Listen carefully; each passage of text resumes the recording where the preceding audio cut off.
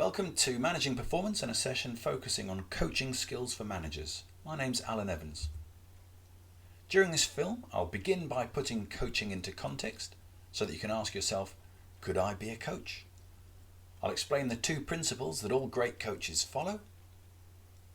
There are several skills worth developing to fortify your ability as a coach, but I'll discuss the two core skills of asking questions and deep and active listening. I'll highlight a questioning process called ToGROW, made famous in John Whitmore's best-selling book Coaching for Performance, and show how this can work in practice. And finally, a word about keeping coaching records to benefit both your own and your clients' learning. First, let's put coaching into some context. Whether or not you already have some experience of coaching or of being coached, the question, how do you view your role, may provide an interesting start for your reflections. Do you feel you're expected to behave more like an expert, giving advice and offering solutions during most of your interactions at work? Or more like a consultant, provoking thinking and drawing out information from others, believing that the best or most powerful answers exist within the person apparently in need of help? So would you say your behavior at work is mostly reflective of a consultant or an expert? In other words, in these moments when people call on you for help, when they say things like, have you got a minute? Can I pick your brains? Can I ask you a question? Or can you help me? What do you do or say next in these situations? And what would you suggest is your default, expert or consultant in these situations? There's no one that's better than the other, but if you said consultant, you may already be displaying some coaching behaviours. One definition of coaching by Tim Galway is, coaching is unlocking a person's potential to maximise their own performance. It's helping them to learn rather than teaching them. Galway is the author of the Inner Game series. That's the inner game of tennis, the inner game of golf, music, skiing, and the inner game of work. He was a tennis coach at Harvard and later learned meditation techniques which Galway said enhanced his powers of concentration in a manner that improved his game. The inner game is based upon principles where someone is encouraged to observe the critical variables within their own performance in a non-judgmental way, with the purpose of being accurate about these observations. If a person's observations are accurate, their body will adjust and correct automatically to achieve their best performance. Another definition of coaching is by John Whitmore and is improving performance by turning what people do at work into learning situations in a planned way under guidance. Now, Whitmore is the author of the best-selling Coaching for Performance book, now in its 5th edition, and he was mentored by Tim Galway. Both these definitions work, and of course there are loads of different definitions of coaching, and we could use this entire session going through all of them. Instead, I'd like to focus on the central premise of coaching and its principles.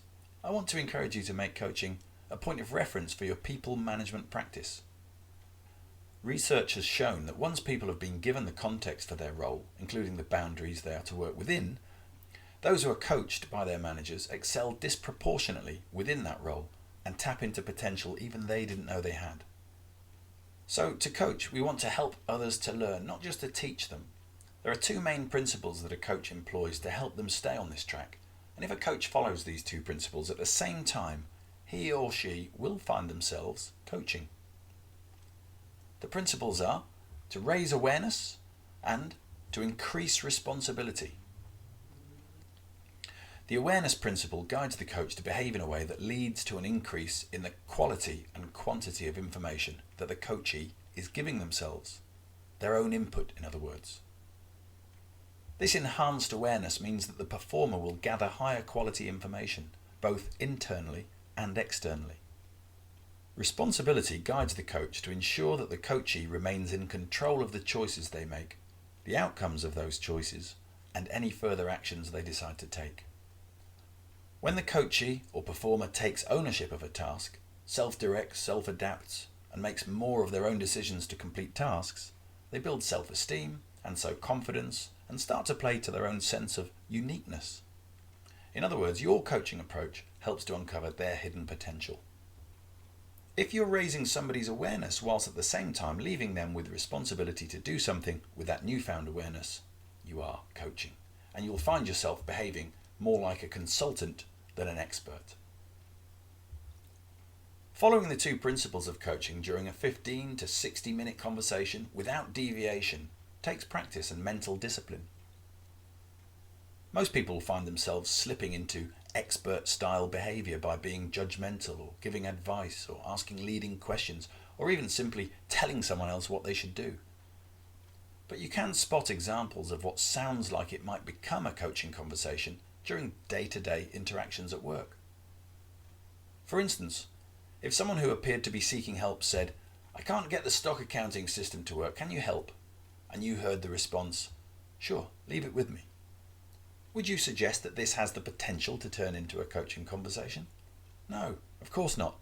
The responder has neither attempted to raise awareness nor increased a feeling of responsibility and ownership for the task.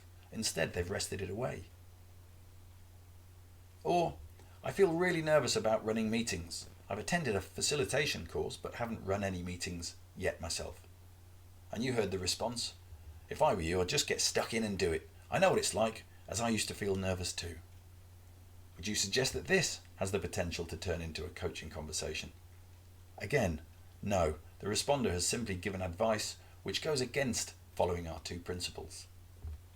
Or how about, "I've got a difficult customer on the phone. I'm struggling to deal with him. Would you talk to him for me, please?" And you heard the response, "What have you tried with him so far?" This question provides the opportunity for the person struggling to reflect on and consider what paths they've taken to resolve the issue so far. This raises awareness, and they're responsible for their own words. Sounds promising. Let's see what happens next. Offered him all the normal things that we do, but he's still not happy. And you hear the response, "What sort of things have you said to him?" This potential coach seems to be resisting the temptation to advise, to tell, to take over, to judge by perhaps scoffing or criticizing the person struggling, in favor of calmly helping them to reflect. If they stay this course and help this person to make their own decision, the conversation and possibly relationship has the potential to become a coaching one. In that last example, with the coachee struggling to deal with a customer waiting on the phone, you might argue that asking questions or choosing to coach somebody under those circumstances would be irritating or stressful for the coachee. You might believe that the person would simply have preferred to have been directed or given some swift but helpful advice because time appeared to be pressing. And you may be right. Or I could argue that the coach was skillful enough not to be bullied by time, and instead of rushing to tell, still found room to raise awareness and increase responsibility by drawing out the learning. The point is that opportunities to coach pop up quite regularly at work, and when this happens, when people appear to need our help, we might ask ourselves, is this a good time for me to switch to asking more and telling less, and taking that consultative 80-20 approach? Coaching is a great skill, well worth developing, and live opportunities to practice are useful in this regard, but we should acknowledge that coaching isn't always the best approach to take. In fact, it's possibly as important to know when not to coach or to stop coaching and to do something else instead, as it is to master the art of coaching. Coaching people who really need quick answers or expert advice could become quite tiresome for them.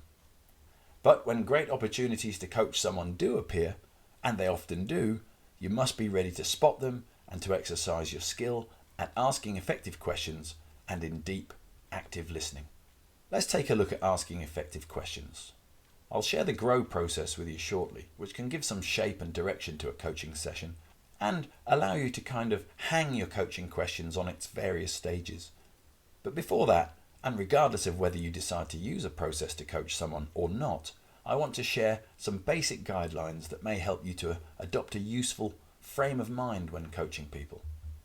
First, slow down. Coaching is a time out for reflection and planning what to do next. Pause after you ask each question.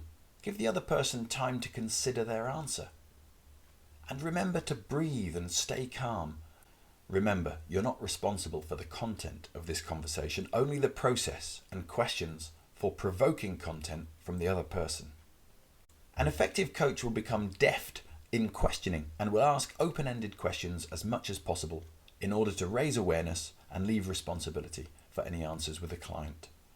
Open-ended questions tend to start with what, where, when, who, how, and why. We should use why with some caution because the word why can sometimes cause the coachee to justify their actions instead of truly reflecting on them. You might also use the TED method, tell me, explain to me, or describe to me, which is a method that still draws out open responses. Lastly, make an effort to keep your questions short. Long-winded or multiple questions rolled into one long question will confuse the coachee. When this happens, they'll just answer the last question they heard, or the one that they can remember. Or they'll answer the easiest question, which isn't always the most useful one. If you feel that your questions are beginning to exceed 15 words on average, concentrate on trimming a question down to its basic idea. Also, check yourself afterwards by asking things like, what was I trying to achieve with that question? What would have been a more powerful, shorter version? What's the fewest words I could have asked that question in? The way you articulate your questions could be the difference between taking someone's thinking along a useful, engaging and fruitful path for them, and them looking over your shoulder at the clock. The GROW model developed by Alan Fine is the popular and useful coaching tool I mentioned. It can help give shape to your session, and its 4 stages will prompt you to ask questions that direct the coachee's thinking in a specific way. I've added one extra stage, topic, to encourage you to avoid rushing someone to try to define their goals too quickly, but instead to build rapport, help them relax, take stock of their situation, and to select how they might like to use this time with you. With rapport built and possible topics explored, we can begin defining the goal for the coaching. This stage is to direct the coachee to consider the best future they can imagine for themselves and others linked to the topic. You might include questions that ask about long and short-term goals, what the evidence of success could be, intermediate steps and timeframes for those. Goals need to be vivid or clear, or SMART if you're familiar with that particular goal-writing mnemonic. Reality is about gaining accurate awareness of the situation that the coachee presently finds themselves in.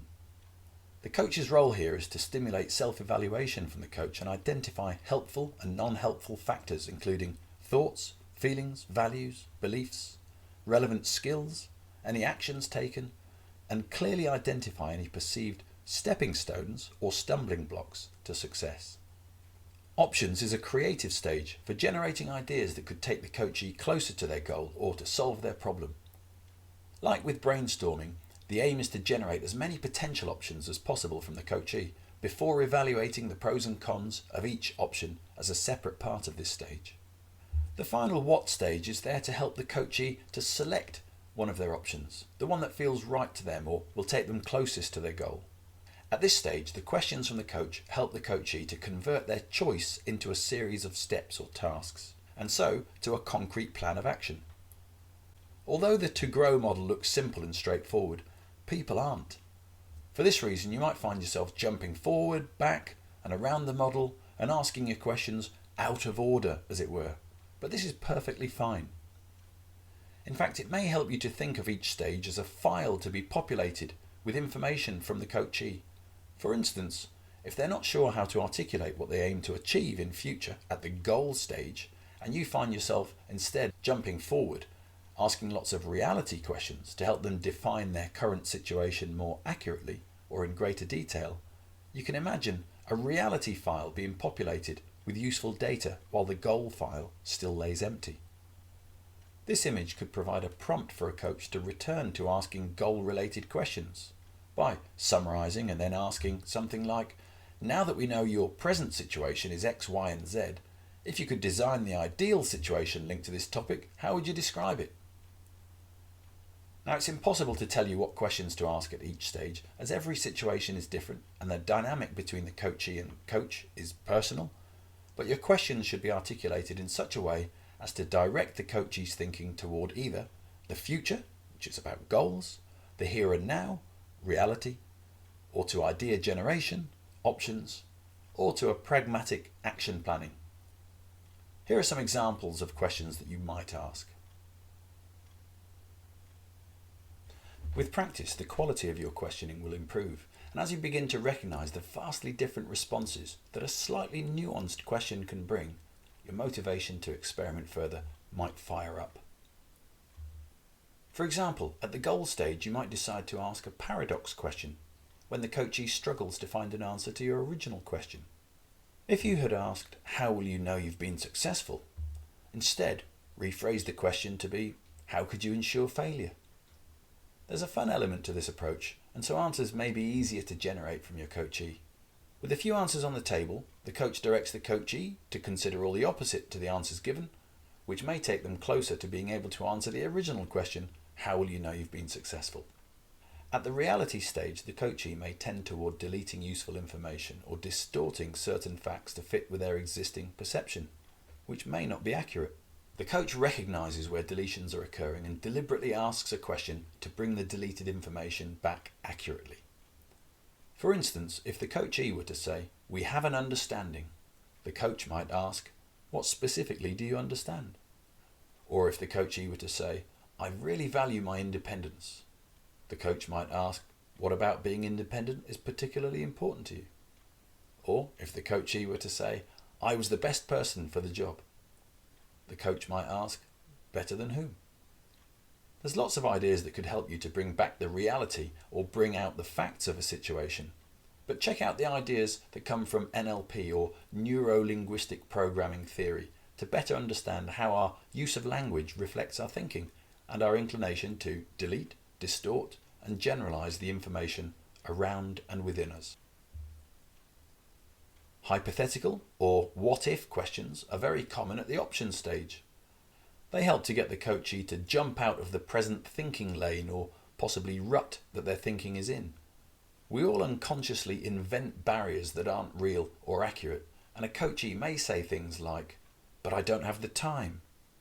A hypothetical question would help test that barrier and simply ask, "What would you do if you did have the time?" Reflecting on the answer to this question can often cause the coachee to recognize that time isn't actually the issue at all. Scaling questions are useful to encourage the coachee to allocate a hard number to a soft idea. It's impossible to measure somebody's level of motivation in numbers, but when asked, on a scale of 1 to 10, how would you rate your motivation to take this specific action? We feel inclined to answer based on our gut feeling and self-knowledge. The number given provides the coach and coachee a platform to continue talking. You rate your motivation at 4. What would have to happen for you to raise your score to 5 or somewhere closer to 10? Could be the coach's next question.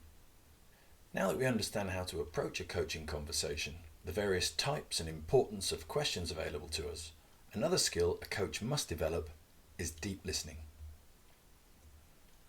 When people compliment someone on being a great communicator, they often mean the person is a good listener. Listening is possibly one of the most underrated communication skills. Listening is the active process of receiving, constructing a meaning from, and responding to both verbal and non-verbal information. Listening is beyond words more than hearing. Hearing is easy, is passive, and is a physical function of biology.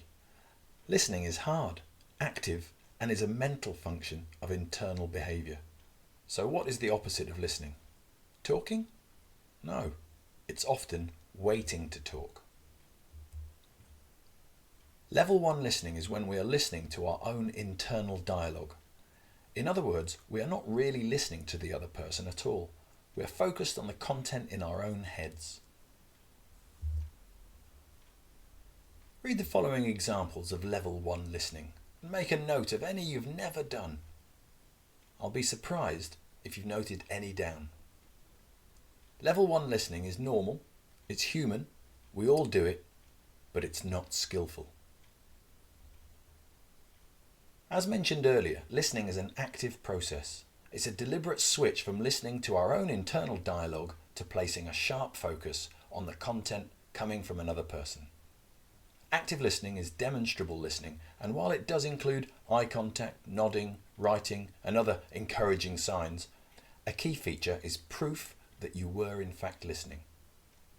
If you can reflect the coachee's content back to them, they'll be sure you were listening, and you will benefit too by building on your personal understanding of your capacity to listen at length and at a deeper level.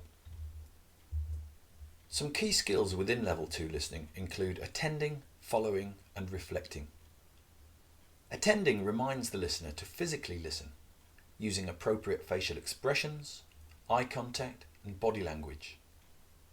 Remember, what's appropriate in one country, culture, or organisation may differ from your familiar way of operating, so ensure your behaviour is communicating that I'm with you, I'm present, I'm here.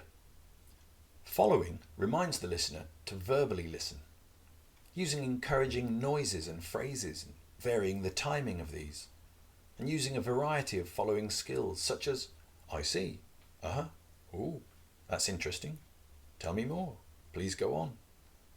These are all following skills. Again, these are all skills that let the coachee know that you're with them, that you do follow. Reflecting reminds the listener to actively listen, using reflections, paraphrases, and summaries. A reflection is to send the information straight back to the listener, like holding up a verbal mirror. For example, you feel that your skills were not adequate, or you were pretty disturbed about what you saw, or you believe that a more diverse team is the answer. The listener simply gets to hear exactly what they said, which gives them a pause to consider whether that was what they really meant. A paraphrase is to send the information back with your spin on it, or with the way you heard it. For example, if I understand your situation is, or in other words, your decision is, the listener gets to hear a slightly nuanced version of what they said. Using other words, this too gives them a pause to consider what they said, and, depending on how different the new frame for the information is, may also be helpful in seeing things from new perspectives. For instance, if Thomas Edison had complained that he had failed 500 times to invent the light bulb, a coach may have paraphrased back, so you've crossed off 500 possible routes to inventing the light bulb, taking you yet another step closer to inventing it, which would have been a useful reframe. A summary sounds like it ought to happen at the end of a conversation or meeting, but in the context of coaching, it should happen frequently to help the coachee stay on track with the aim for the session. For example, if I understand correctly, you'd like to focus on exploring the topics of A, B and C over the next 60 minutes. Or, these seem to be the key ideas that you've expressed so far. Or, in the last 10 minutes, you've been discussing the topics of X, Y and Z and the actions you've already taken. Originally, your aim was to explore the topics of A, B and C. We now have 10 minutes left. What would be a good use of the time for you? Would be a bit more of a long-winded summary, but it would help the coachee to stay on track with their original purpose. Global listening, or level 3, is all about empathy. Level 3 listening is a higher quality version of level 2. In this case, you don't just listen to the content, what is actually said.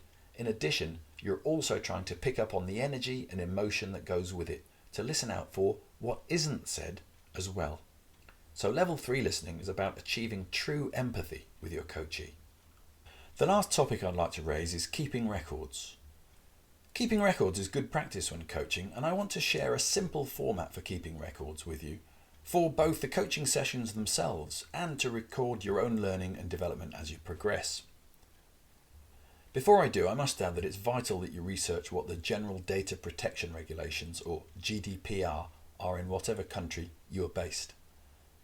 You must make sure to use record-keeping processes that effectively respect the personal data of anyone you coach, and that any records are compliant with your local GDPR.